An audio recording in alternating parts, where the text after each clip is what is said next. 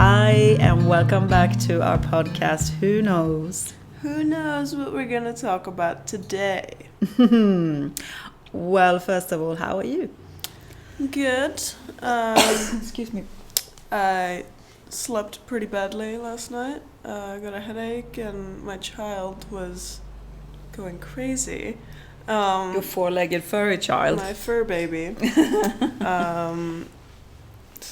But I'm here. I'm awake. I'm alive. So, it's pretty good. How about yourself? Well, I'm sitting here very dirty, and I've been painting this morning. It's about lunchtime now when we record this, and I'm looking basically like I come out from a art class or something. I buy these very, very big men's shirts second hand for like $2 or whatever, and that I can paint in because they're big enough to be like a dress, and they're perfect. You look like you walked into the middle of a paintball field in action. I know. I don't know how I can get this messy, but I am very messy. And my hands are paint. That's how you know you're a true artist. Well, yeah. So, yeah, otherwise I'm good. Everything is moving. I think it's an exciting time to live. Yeah. But going back to what kind of topic did we had a little bit of a struggle today to find what we were going to talk about. Because, like, I personally like going pretty deep on topics and like whatever we talk about to have some kind of meaning or something that people can learn from or think about. But at the same time, we both kind of felt like, no, like we can't, like we don't want to do that today. So it wasn't the right vibe for that today. Yeah. So we wanted to pick a little funnier, lighter topic. Well, it's not going to be light for me. It's quite traumatic. This. It's traveling mishaps and complications and just funny stories. Disasters. About our traveling experiences because we've had a lot of interesting ones. So, and the reason why Mom says that it's traumatic is because she's usually the one that plans everything.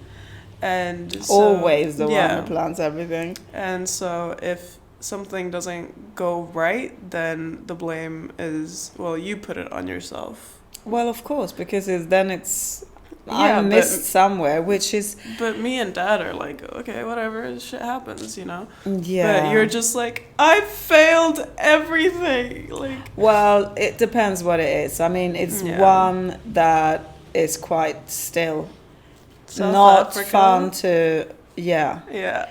That maybe we can take that a little bit later in the pod, because.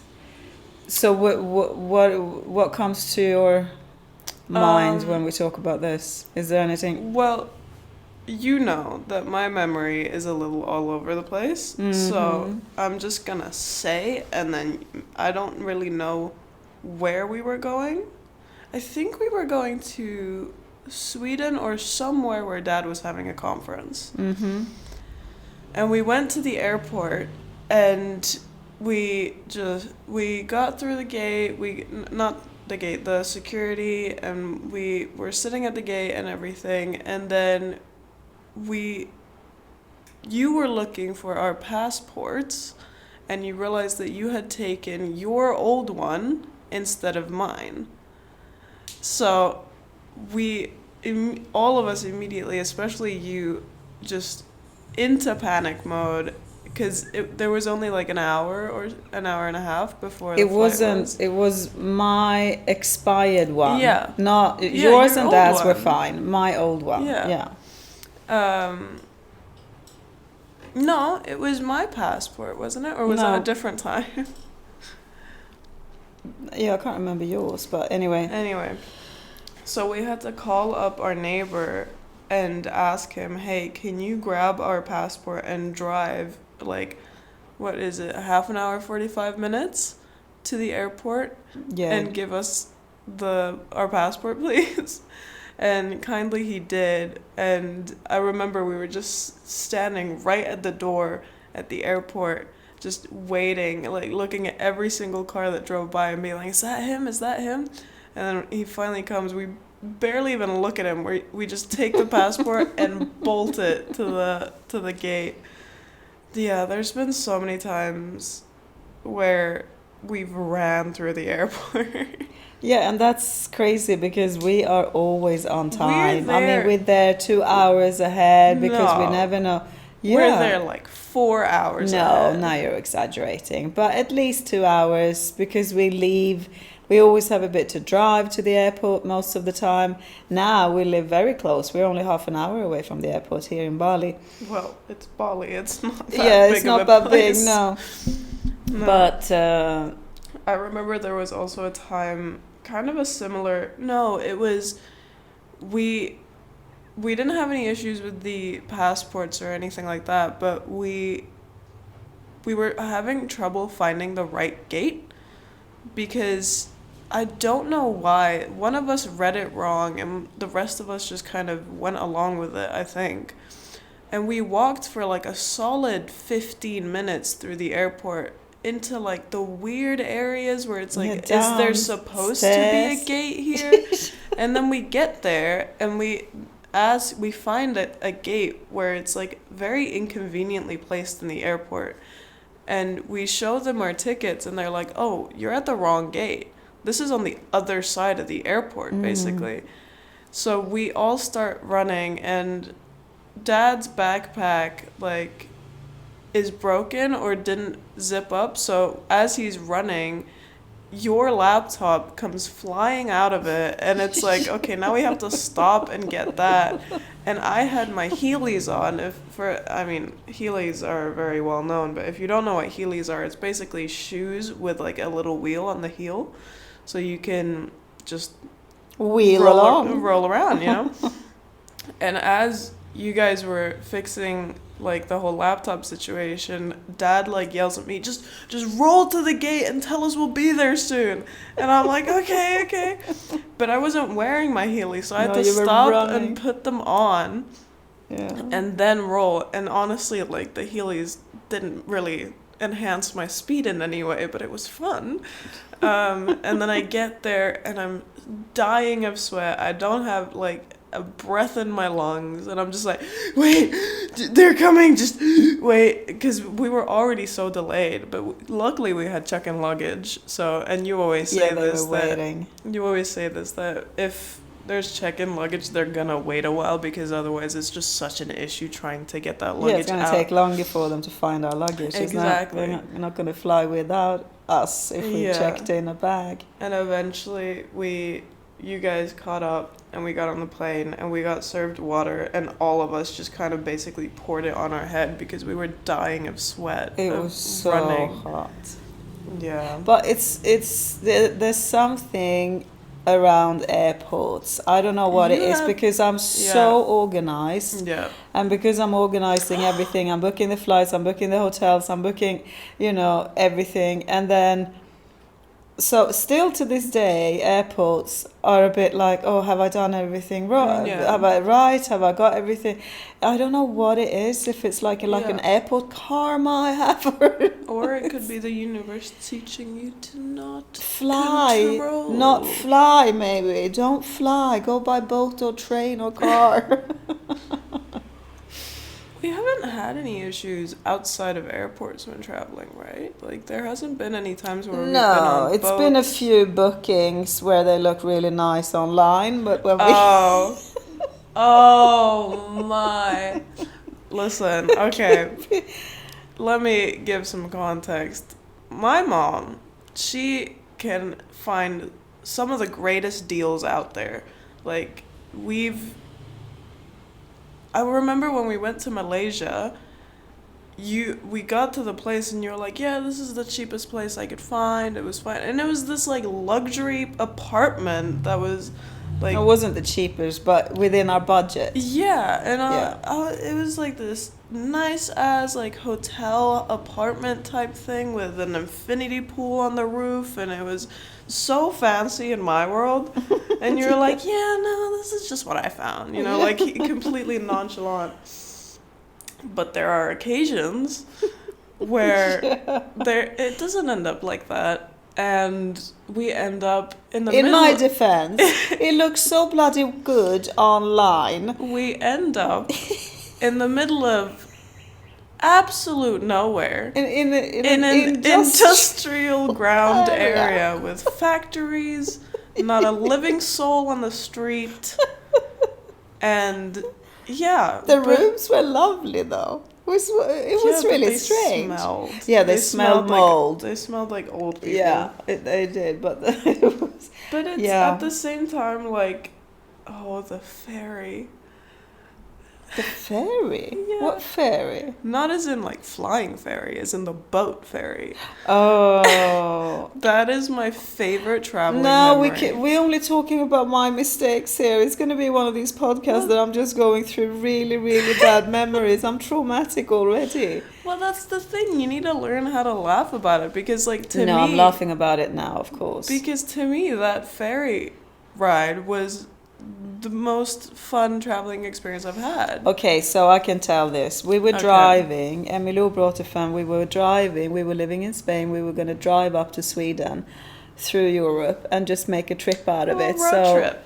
Yeah, and we stayed at a friend's in France, and yeah. Anyway, so we came to Poland, and from Poland you can take a boat, a boat ferry from Poland to south of Stockholm, and the easiest way to do that is overnight because I think it's 10 or 12 hours overnight. Yeah. So you go on board, and I had booked the tickets before because it was summer and everything is overbooked and everything like that. So we were 4 people, 3 girls and dad. Yeah. So I had booked 2 cabins, 4 beds. That's what I thought I had booked. Yeah. No. Which then, in my head, in my defense, the Polish websites were shit. You don't need to continue defending No, yourself. I'm not continuing. I'm just saying it was stupidly hard to understand and how they made it. So I thought I booked 1 cabin with 4 beds. Yeah. But when we actually came on the ferry and I was going to go and get our tickets that were already paid and everything. Not even on the ferry, before we even got on the ferry. Yeah, I know. And I was there at the ticket. You were sitting there eating lunch or something. And I was getting the tickets, and she said, yeah, here is your bed. And I said, no, but we're 4. I booked, it's 4 beds, and it's the whole night. Yeah. And she said, no, there's only 1 bed. And I went, no, but then we need another 3 because, okay, let me just pay the difference. She said, no, there's no more bed. It's completely 100% fully booked. Another detail that I want to add is the way that the like cabins in this ferry wasn't that it was male and female separated. Yep. Like males and females could not sleep in the same cabin. So instead of booking a whole cabin for the 4 of us, which was unavailable or like impossible to do because of the way they organized that, you just booked 1 female bed. So crazy. And the funniest part was me, Dad, and my friend, we were sitting having lunch, and you were doing that, and then you come back and you tell us this, and I'm almost in tears. Yeah. Because firstly, and also as well, Emilo's friend that came with us, you were 13 at the time, I think? Yeah. 13, 14? Yeah. We have taken her from, the whole road trip. This is her first big trip in her entire life. English parents, and her parents let her come with us, and we really had to talk about it and be safe and everything like that. Her parents were and incredible helicopter parents. This experience with very, very drunk Polish people on the ferry with her and Emilio and wait, I just want to continue what I was saying. We were sitting having lunch, and then you come and you tell us this, and so we're like, okay, so who's gonna take the bed? Dad can't take it because it's a female bunk. Yeah, and I said right away, you take it, you can share or whatever. And I didn't really care. I could sleep anywhere, and also I could just stay up all night. I have trouble sleeping anyway. So I was like, okay, my friend, you take it. And she's like, She was a little. No, she was scared. She didn't want to sleep by herself with three other women. She was a little cuckoo upstairs. No. No, it wasn't that she was just scared. She was afraid of someone stabbing her in there. Yeah, she was had a little some, weird. Yeah. So then we ended up with, because she didn't want to sleep alone in the bunk or outside of the bunk, so I had to stay with her. So you ended up getting the bunk. Oh, I felt so bad. No. I slept so good that night. And the thing is, so me, my friend, and Dad, we end up going to the cafeteria. And the thing is, it wasn't just us. There was like 100 people sleeping in the cafeteria. Yeah. The whole floor was covered with people. Because you were allowed to actually just buy a ticket to go. Yeah. And obviously the cheapest ticket is just sitting or sleeping on the carpet in the cafeteria, which a lot of people, drunk Polish people, did all night. And it was freezing cold. Yeah. They put the air conditioning so it was cold. So incredibly cold. Like, that's the only complaint I have about that trip, was how freezing it was. But the funniest like experience I've ever had, just having like really deep, cool conversations with this friend of my dad, and then just like random drunk bald men just in the background with like this huge pint of beer. Yes. Oh, okay. And there was this one character that will always forever stick with me. We named him Psycho, not because of him, but because of he had a shirt on that said Psycho, and he was absolutely shit-faced, and the things this man did was the most entertaining thing I think I've ever seen anyone do. Like, there was, because he was sitting like next to us with, I think, his parents. And while he's sitting there, he's wasted, he's mumbling. He pulls out a sausage, a hot dog, from his pocket, peels it, takes a bite, and then puts it back. He must have been so drunk. So I think that his name was very suitable. Psycho, yeah. Yep. Yeah, maybe it was his name. His t-shirt said it. Oh my god, his breath. The best way I've come to describe it is take the worst smelling cheese and mix it with vodka, and that's how he smelled like. Yeah. Yeah. But like, at the same time, yeah, these mistakes happen, but it's the funniest experiences, and those are the experiences that you remember. And you know. Yeah, because they were, I mean, that wasn't traumatizing. It was just me feeling very, very bad. Yeah. And I went in there with a nice bed Warm and cover, bed warm, and- and yeah. And actually, the one of the girls had her boyfriend in bed in the cabin. So, and they looked at me like, and I said, oh, "Don't worry about me," you know. I would have told I'm them. a cool mom. Yeah, no, that, but I remember I woke up and I was going into the cafeteria where you've been sleeping on the carpet all night or in a chair. I stayed up the entire night because it was so cold and I couldn't sleep. I felt so bad when and I came. I was I like, "Shall we have remember when you breakfast?" came out and there's this like guilty look on your face, but there's also this like, I just had the greatest sleep of my life look. I mean, I sleep good, but normally I can, you know, when I'm not in my own bed, it's different. But I slept so good. So your eyes were like, I'm so sorry, but honestly, I'm not sorry. Like, this was amazing. Yeah. Well, I sleep good at sea. Yeah. It kind of rocks you a little bit, even though it's a big, big ship. So yeah, they're funny memories when we travel. Should we talk about South Africa? Oh, South Africa. Well, that was my 50th birthday present to myself and the family. So my biggest wish when I turned 50 was to go on a long trip with the five of us. So me and my brothers. Yeah, Marcus were living in Barcelona and Joel in Stockholm, like they still do actually. So we booked tickets tickets, and we were going to meet them in Cape Town. Yeah. And I had booked a first 4 days Airbnb villa in Cape Town. They got there a day before. So no. Yeah. We were gonna no. I booked exactly because Joel and Marcus haven't they haven't been around the world so much. So I wanted us to kind of really. Have I traveled more than the guys? Yeah. Damn. Yeah. We couldn't afford it when they were little. That's a flex. No, so I booked their flights. So they were meeting in Schiphol in Holland, and from there the boys were flying together to Cape Town, and we were flying from Spain to Cape Town, and then We had a. We had in Paris. Yeah. We were going down in Paris and then to Cape Town, but we were landing half an hour before the boys, which was absolutely perfect. So I said to them, if there's any delay for us or whatever, just sit and wait, and then we go and get the rental car and drive to the house. So we fly from Malaga to Paris. Everything is organized. We were going on a 2-week trip to South Africa.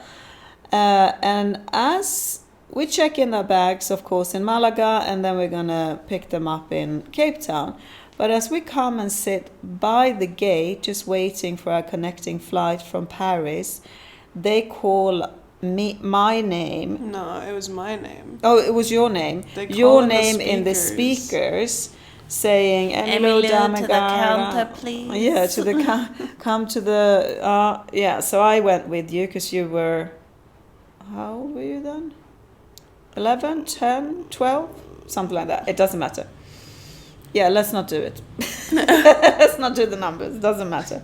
But, so, when we're standing there, we're just waiting to board the plane, basically. And they said, we need to see her birth certificate. And I said, what? Yeah, you can't go out flying to South Africa from Europe if you're her parents. They needed to prove that I was related to you guys. No, the birth certificate, basically. And I said, well, no, we haven't got the birth certificate. No, but we have a friend. She can mail it or fax it, or because we had friends living in our house in Spain taking care of the animals whilst we were away. And they said, no, that's not enough. It needs to be the original. So I basically broke down. Yeah. Because the boys were, the same time we were in Paris, they were in Amsterdam waiting for their flight. So she said, well, you can't come on this flight because they will just return you. As soon as you land in Cape Town and haven't got the birth certificate, they will just return the flight. So I got really, really upset. A detail I want to add is when you were booking these flights and looking at the information that was necessary to travel like this so far, there was like the instruction of, hey, you need to bring your birth certificate was the tiniest thing. No, it's true. It was like, it wasn't prominent at all. It wasn't like, this is what you need to do. It was like at the corner of the page in the smallest font. It was so. Yeah, I've never. This one I don't blame on you. No, thank you.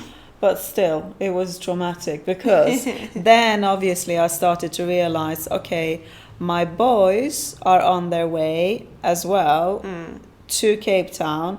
They've never left Europe in their entire life before, and they're going to South Africa, which is not, I'm not saying I love South Africa, don't get me wrong, but it's not like you're traveling to, Oslo or something in Norway. Yeah. So I got hold of the boys and I said to them, listen, we're not going to be there. We're going to have to catch a flight tomorrow. I don't know how we're going to sort this out, but we're going to have to catch a flight tomorrow. So just take a taxi to the Airbnb and stay inside when the sun sets, So we had to get our bags, and we then thought, okay, how the hell are we going to be able to get the birth certificate? So we were How did you end up getting the birth certificate? I don't even know this. I can't remember. well, we were running around first of all at the airport trying to figure out how can we get it there. How can we get the birth certificate to Paris from Malaga? So we looked at flights because we thought me or Dad can just fly back to Malaga, pick it up and fly back to Paris and then fly to Cape Town the day after. There was no flights whatsoever. Okay, then we thought, let's go to the embassy because the embassy...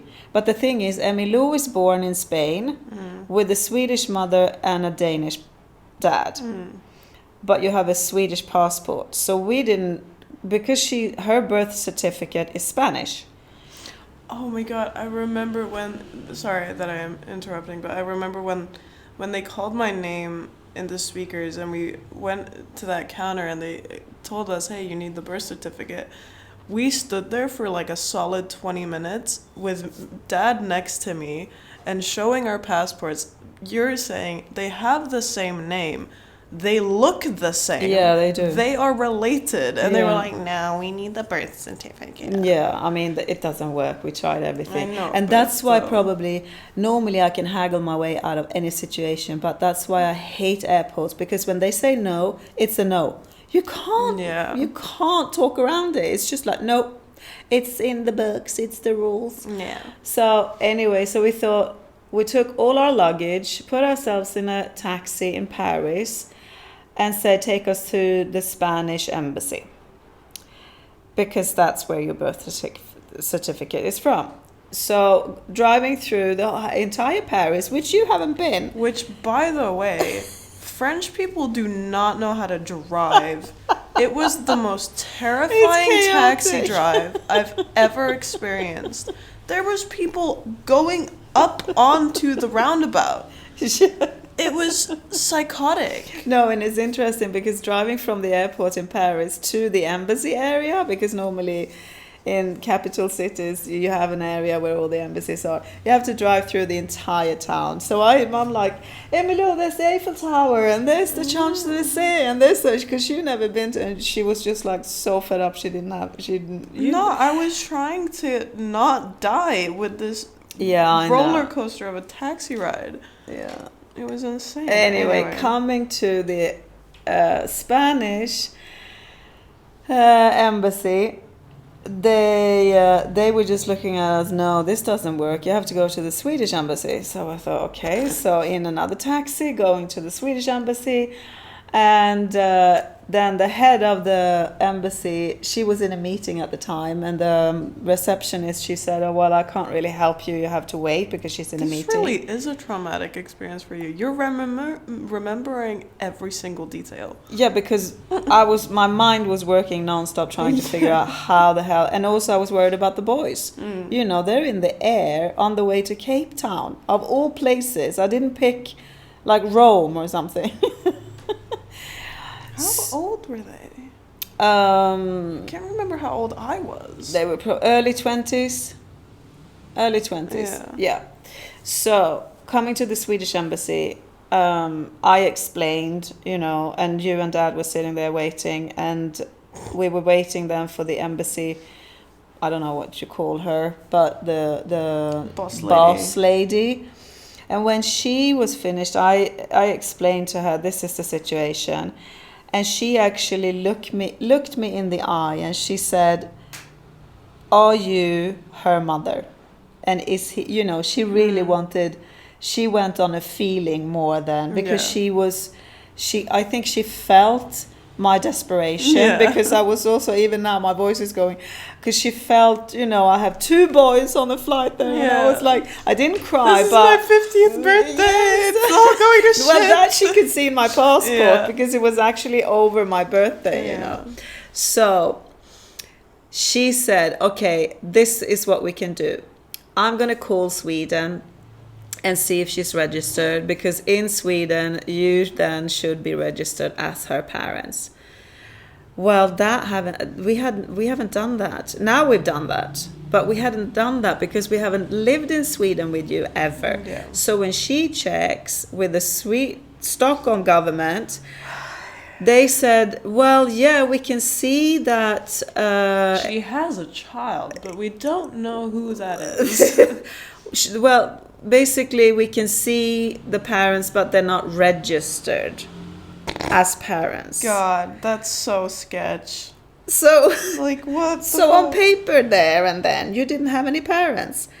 Wonderful. Except for your Spanish birth certificate, which we had in our home in Spain. So then she comes back to me again and she says, well, and I said, I just explained again, we've never lived in Sweden with her, so what do we do now? And she said, well, this is what I can do, and I don't know if it's going to work, she says. We can write out a paper. We can stamp it a lot because Africa loves stamps. She knew, you know, she was very street smart and clever and very super kind. So she did that for us. I think we walked away from there. We didn't even pay anything. She gave us that and wished us a really good journey, and, you know, fingers crossed this will work. 4 A4 papers. We were taking a taxi right to the airport again in Paris. Bought new tickets, but they didn't have any until 2 days later. So we had to check into this horrible airport hotel. And instead of... Is it in the airport? Well, not in the airport, but in the airport grounds, you know, just 5-minute taxi ride. Okay. You know, they have all these airport ugly hotels.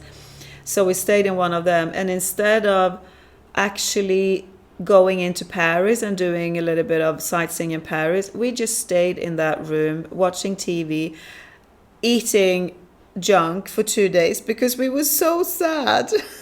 Or I was sad, and you didn't want to go into Paris because of the traffic and the... Dude, and there are Dad, psychopaths on the road. Yeah. I'm not trying to die. And Dad didn't want to go by himself, so we called the boys and said, listen, we're not going to come until 2 days later. And in hindsight, actually, they really connected because even though Joel and Marcus are twins, they've never been really They're very close. polar They're opposites. super up, you know, different. Yeah. But they had 2 days by themselves in Cape Town, and they have not been traveling a lot in their life, and they had such a good time. And then we came, picked up the car, and had an amazing trip. Yeah, it really flipped their whole relationship. Like, they really bonded over that. Yeah, small they did. Time. Yeah, so that's probably the most traumatic airport experience. Didn't we end up, like, FedExing my birth certificate? No, we tried. Oh. We tried, it didn't work.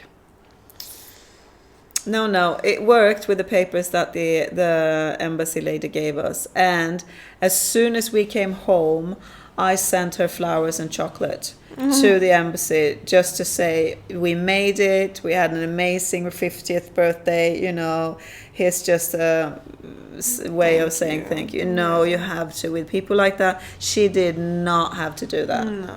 She, you know, if that's why I love with people that are they just look you in the eye and they feel instead of no. By the book, This it's is the regulation. The protocol doesn't say you can. Just be a little bit human and flexible and feel into the situation. It was such a tricky situation, which we were running, and we were trying to get back from Paris to Malaga in so many different ways.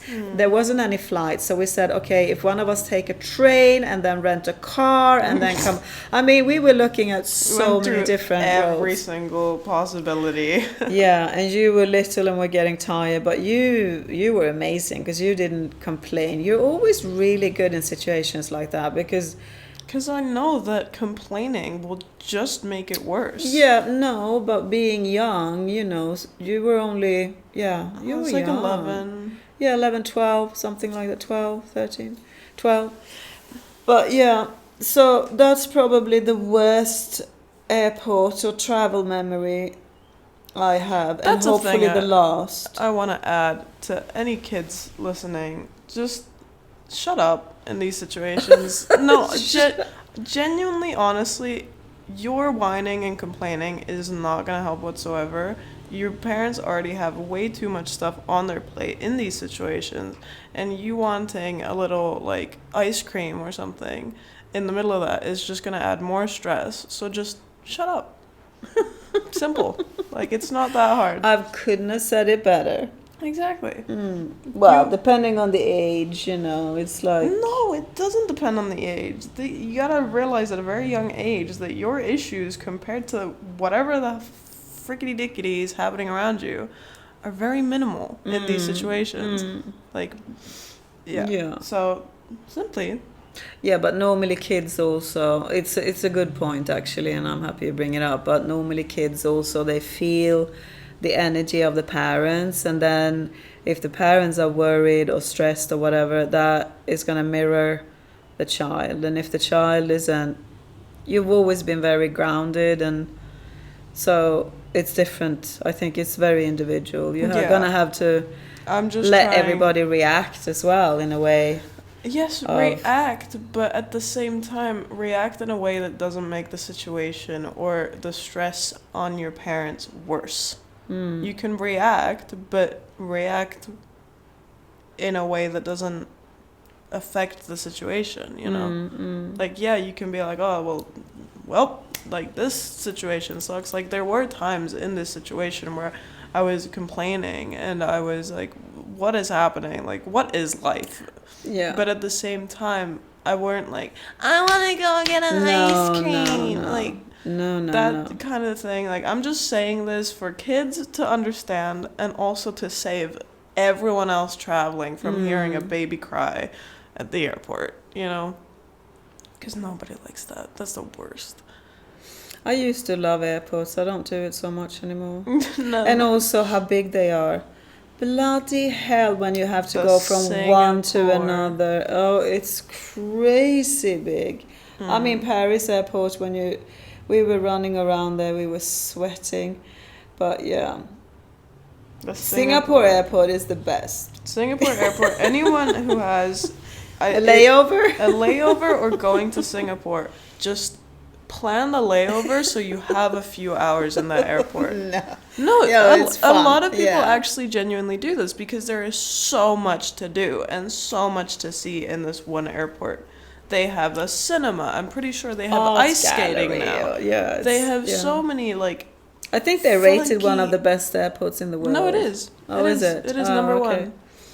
No, there's like so many funky art things. Like, we were just staring at this one art piece that wasn't even like a big thing. It was just this mesmerizing. It was these like copper balls, metal droplets hanging on by string that was programmed to go up and down, perfectly timed, so it would create like cool patterns and waves but hundreds of them. Yeah.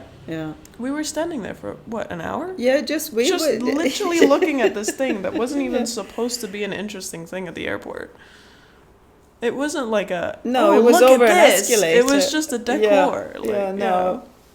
Very mesmerizing. Yeah, so that's us with some fun or so fun, traumatic. There are many, many more stories. Travels. If you want to hear more. Yeah, but let's finish off with a good one. Okay. Which is the best travel memory you have? I know I have a very, very fun one. Is it like in the process of traveling or where we went? No, any. Could be anything. Tell yours while I think about mine. Okay. This is South Africa.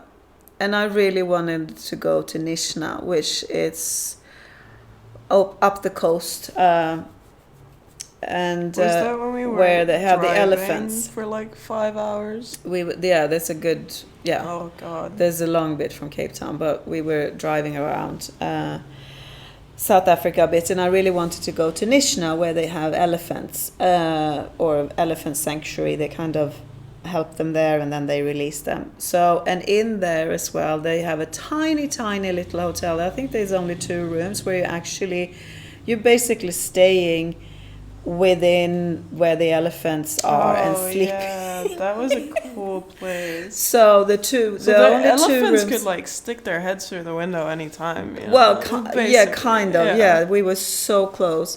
And then, so the 2 rooms, the boys had one room and us three had the other room. You were on the floor because that was it. They only That had that was- and a restaurant. Yeah, but that at the same time was like our kind of go-to travel sleeping situation. Like you guys got a bed, I slept on the floor next to your bed. Yeah, you're a child. Yeah, Yeah. that was like the go-to, and that's fine.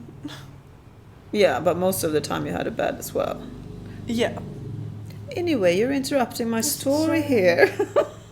So the elephants, we were out walking and, getting educated around elephants in the day, and then we stayed there. This was actually on my birthday.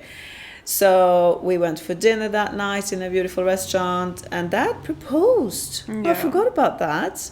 This is all in 24 hours. That was so beautiful. Oh my god. He proposed there.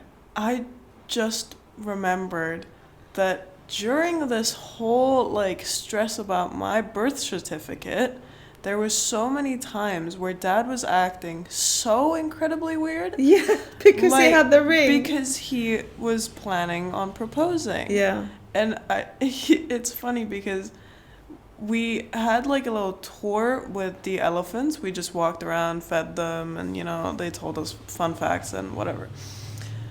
And it was a group of us and more tourists, and a couple ended up proposing next to the elephants. Yeah. Dad had the ring with him and was gonna do the True. same thing. Oh, that wouldn't have been fun. He didn't do And it. it's I'm so happy he didn't do amazing that. that they proposed, because I know you would have hated that proposal. Yeah, I don't like to do it in public. No. No. He did it so much nicer in the evening when it was us five in this very, very gorgeous Yeah. restaurant with hardly any people in it. No, but anyway, what I was going to say, that was beautiful as well, on a side note. But because the elephant was so close to our bedroom, it was basically a door, and then you walked out to a little tiny balcony, and then they were there. Yeah. That's it. I mean, that's where they were sleeping. And in the middle of the night, one of the elephants are going full on, like the Really? highest. Dad, who is so sensitive to Yeah. sound, I mean, he jumps. He's got PTSD. PTSD around sound. I mean, he really, really jumps. So he flies up in bed, and I'm just like, "Oh, it's okay, darling. It's just an elephant." And he's like, "What?" Because it was I truly in the middle. No, well, I you didn't don't wake up up. if it's like a thunder and lightning right if I'm over asleep, the house. I'm asleep. Yeah, that was funny. Yeah, that was a good trip after all the mayhem. Oh my God, we need to finish wanna this part go. off. Well, it's my turn. Okay, we'll do it on the other side of the backstage pass thing. Which one are you going to talk about? I don't know. There's a lot. Oh, there's a few. Probably Switzerland. Oh, that's funny. But anyway, we have to finish off here, so we're not going to go over time. Thank you so much for listening to our crazy travel Incredibly mayhem trauma chaotic stories. travel history. Yeah. And Tell us yours. yeah, please comment. What is the most intense, chaotic experience you've had at an airport? Yeah, or on a trip. Yeah. But please go to our Substack. It's linked here below. And then you can listen to the rest. We do another 10-15 minutes. And also subscribe. It really helps us. Yeah. Lots of love. Bye. Ciao, ciao.